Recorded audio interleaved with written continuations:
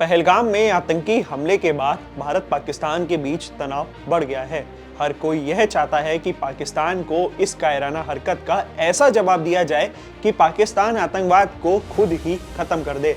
पर आज इस वीडियो में बात करेंगे कि अगर युद्ध होता है तो कौन से ऐसे देश हैं जो भारत के साथ होंगे और पाकिस्तान की इस कायराना हरकत में उसका साथ कौन देगा।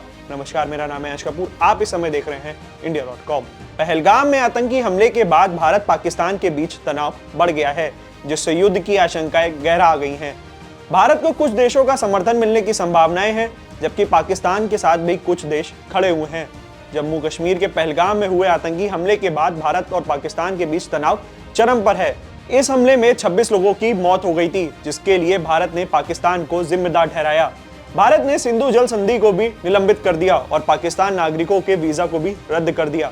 पाकिस्तान ने इन आरोपों से इनकार किया, लेकिन उसकी ओर से परमाणु हमले की धमकी सामने आई। ऐसे में सवाल उठता है कि अगर दोनों देशों के बीच युद्ध छिड़ता है तो दुनिया में कौन से ऐसे देश हैं और वो किसके साथ खड़े हुए हैं। आइए आपको समझाते हैं। पिछले एक दशक से भारत दुनिया के सबसे शक्तिशाली देशों में शामिल हो गया है। वैश्विक स्तर पर भारत की छवि बहुत मजबूत हुई है। पहलगाम के बाद दुनिया के ज्यादातर देश भारत के साथ खड़े हुए हैं। सबसे पहले अगर बात करें तो अमेरिका का नाम आता है। अमेरिका और भारत के बीच हाल के वर्षों में रक्षा और राजनीतिक संबंध काफी मजबूत हुए, खासकर क्वाड गठबंधन के जरिए। अमेरिका भारत को इंडो पैसिफिक रणनीति में महत्वपूर्ण सहयोगी मानता है। पहलगाम हमले के बाद अमेरिकी राष्ट्रपति डोनाल्ड ट्रंप ने तनाव को लंबे समय से चलती आ रही समस्या बताया, लेकिन भारत के साथ निकटता का संदेश दिया। युद्ध की स्थिति में अमेरिका भारत को कूटनीतिक समर्थन, खुफिया जानकारी और संभवतः सैन्य उपकरण प्रदान कर सकता है।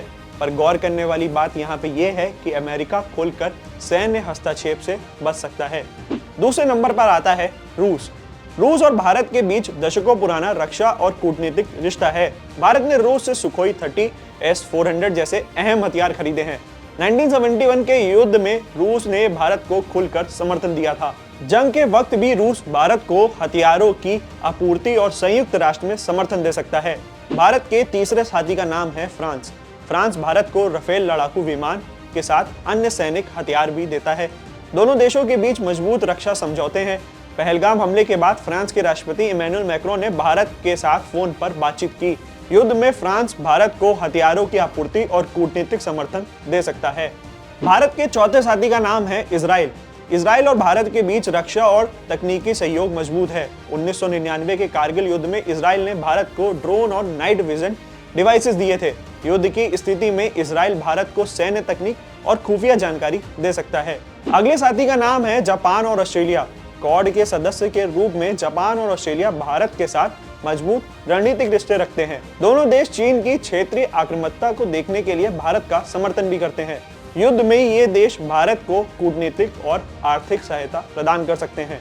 अपने अगले साथी की बात करते हैं, वो है यूएई और सऊदी अरब। यूएई और सऊदी अरब ने हाल ही के वर्षों में भारत के साथ आर्थिक और आतंकवाद विरोधी सहयोग बढ़ाया है। पाकिस्तान के साथ यूएई के रिश्ते हाल फिलहाल तनावपूर्ण भी रहे हैं। युद्ध में ये भारत को कूटनीतिक और आर्थिक समर्थन दे सकते हैं।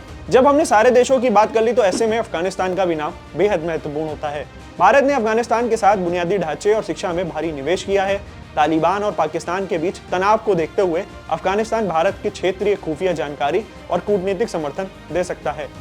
अब बात करते हैं पाकिस्तान के साथ इस काले कारनामे में कौन कौन खड़ा है। तो सबसे पहला नाम आता है चीन। चीन पाकिस्तान का सबसे बड़ा सैन्य और कूटनीतिक सहयोगी है। दोनों देशों के बीच गहरी दोस्ती है और चीन पाकिस्तान इकोनॉमिक कॉरिडोर इसका सबूत है। हाल ही की खबरों के अनुसार चीन ने पाकिस्तान को मिसाइलें और अन्य सैनिक उपकरण प्रदान करे हैं। हाल ही में 1965 और 1971 के युद्ध में चीन के प्रत्येक हस्तक्षेप से परहेज भी किया था। युद्ध की स्थिति में चीन पाकिस्तान को हथियार, ड्रोन और खुफिया समर्थन दे सकता है, लेकिन भारत के साथ व्यापारिक रिश्ते जो 2023 में $136.2 बिलियन का था, उसको देखते हुए वो खुल करके इस युद्ध में नहीं आएगा। पाकिस्तान का दूसरा साथी है तुर्की।